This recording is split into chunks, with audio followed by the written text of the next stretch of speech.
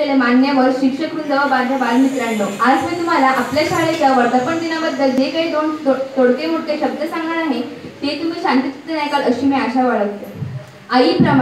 आईप्रमाणे आपल्यावर चांगले संस्कार करून जी आपल्याला आयुष्यामध्ये चांगला व्यक्ती घडवते ती म्हणजे आपली शाळा.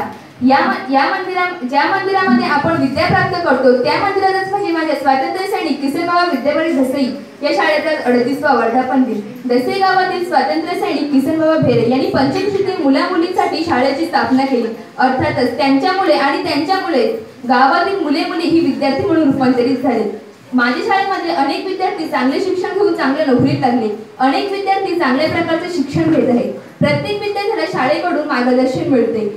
त्याच्या पुढील भविष्यासाठी शाळेकडून मदत मिळते. कोणतेही काम करायचे असेल तर त्याचा पाया मजबूत असावा लागतो. तसेच जर आयुष्यामध्ये काही चांगलं करायचे असेल तर त्याची सुरुवात चांगल्या आणि उत्तम दर्जाची तसेच मजबूत असावी लागते ना. ही सुरुवात आम्हाला आमच्या शाळेकडून मिळते आणि पुढेही मिळत राहणार.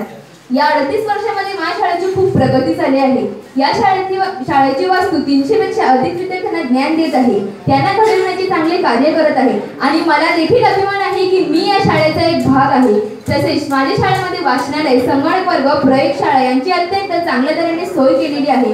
शाळेतील मुख्याध्यापक, शिक्षक व इतर कर्मचारी वर्ग शाळेच्या प्रगतीसाठी सतत झटताना दिसतात. माझ्या शाळेचे व्यवस्थापन अतिशय शिस्तबद्ध आहे. जोपर्यंत चांगले शिक्षण घेणे म्हणजे चांगली नोकरी प्राप्त करणे ही संकल्पना पालक आणि विद्यार्थ्यांच्या डोक्यातून निघून जात नाही तोपर्यंत या समाजामध्ये फक्त आणि फक्त नोकरच जन्माला येतील, मालक नाही. आणि ही संकल्पना संपूर्ण जे कार्य माझी शाळा करत आहे याचा मला आनंदच आहे. ज्या गावामध्ये स्वातंत्र्य सैनिकांचा जन्म झाला त्याच गावामध्ये माझा जन्म झाला आहे याचा मला खूप खूप अभिमान आहे. तसेच आम्हाला आमच्या शाळेचा अभिमान असून आमच्या शाळेची अशीच प्रगती होत राहो हीच माझी सदिच्छा. जाता जाता एवढंच म्हणते, धन्य धन्य ती शाळा, धन्य धन्य ती शाळा जी देशासाठी तयार करते बाळा. धन्यवाद.